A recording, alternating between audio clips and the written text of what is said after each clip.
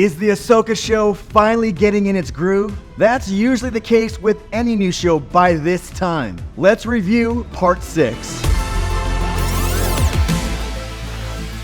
We start with Part 6 with Ahsoka traveling through space in the Purrgil talking to Huyang, where Ahsoka is troubled by the fact that Sabine went willingly with the enemy but could have ended this and gotten rid of the threat of Thrawn. But we all know that she really wants to find Ezra alive and bring him back. We also hear Huyang start to tell a story to kill time, and he starts out by saying, "A long time ago in a galaxy far, far away." Could this be alluding to the fact that it may be Huyang that's writing all of the crawls from its memory banks in every Star Wars movie? A theory, but hey, that's what they are alluding to. But this episode is called Far, Far Away. This week's story really starts out following Morgan, Balin, and also Sabine traveling to what Morgan called Peridea. Morgan meets up with her witch sisters, who honestly, I like their real-life on-screen portrayal and voice alterations. Plus, like all of the Ahsoka characters, their costume design is very well done.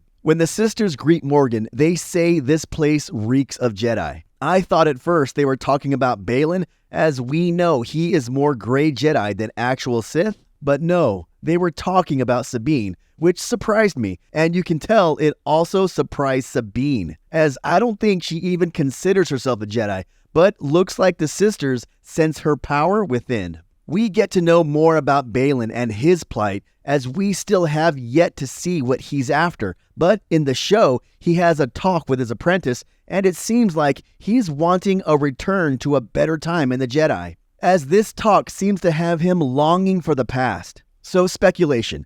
Could he be wanting to use the world between worlds for his own use? Is that why he's doing these deeds for Morgan? He does allude to the fact that helping Thrawn is not his endgame. I think Balin has one of the most interesting storylines to develop out of anyone in the series, even the main character Ahsoka. And most of the characters in this show right now, their motivation has been spelled out for us, and that is discover and defeat Thrawn and find Ezra. But with Balin, that really has me intrigued. We really don't know his true intentions yet. Thrawn's Star Destroyer makes an appearance as he lands on Peridea, and his Stormtroopers have a very interesting Eddie Van Halen design. Actually, this reference is a Japanese reference called kintsugi. It's the Japanese art of putting broken pieces of pottery back together using gold as a binding agent. But in this episode, they are bonded with red fabric. But later we see shots that in some helmet pieces,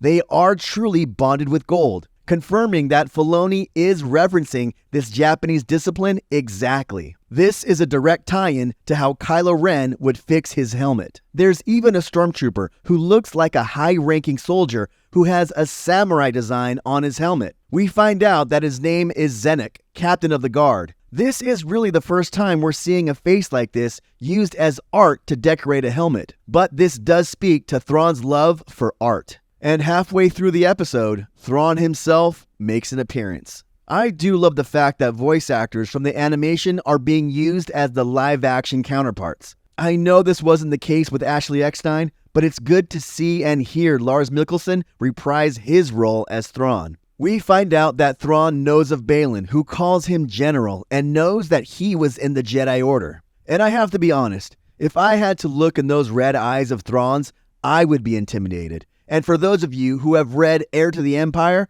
they actually talk about this. Thrawn agrees with Balin's capture of Sabine as a good choice for using later in some way. Sabine gets presented before Thrawn and immediately asks for Ezra. Thrawn reveals that Sabine will have to track down Ezra as he's escaped, but will give her intel that might help find him. Either Ezra has truly escaped and wants to use Sabine as the legwork to track him down, only to recapture Ezra, or Thrawn is sending Sabine for a MacGuffin or other treasure that Thrawn wants and has Ezra or has killed off Ezra this whole time. He lets Sabine know that once the starship leaves, she will be stranded there forever, and Ezra may already be dead, giving Sabine a hard choice.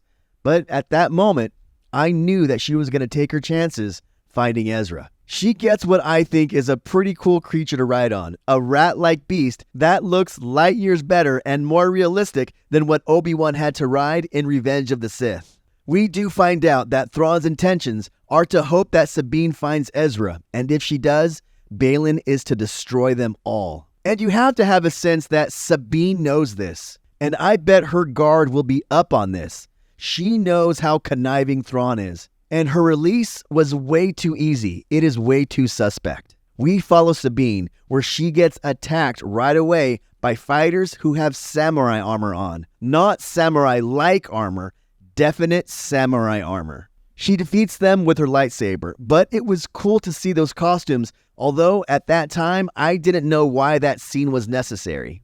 I like the banter between the rat creature and Sabine. It's exactly like how me and my dog Lexi were. Exactly how Chewie and Han were. Anyway, I liked the relationship and felt like it was Star Wars, and I felt like a kid again seeing that whole situation play out. But then a character popped up that I was not expecting, like Jiminy Cricket with a Crabshell. This does remind me that Star Wars is for 12-year-olds, and this franchise was never meant for adults, as George Lucas has always stated. And that's how I see this whole franchise. Not through the lens of a jaded 40-year-old guy that I am, but the 12-year-old kid in me who still loves Star Wars. Back to the story, the Crab people give Sabine a clue that they might know where Ezra is after they recognize the rebel symbol on her armor and show her that they have that same symbol. We also find out that Balin is tracking her every move. We also find out more of Balin's motivations with the talk that he has with his apprentice.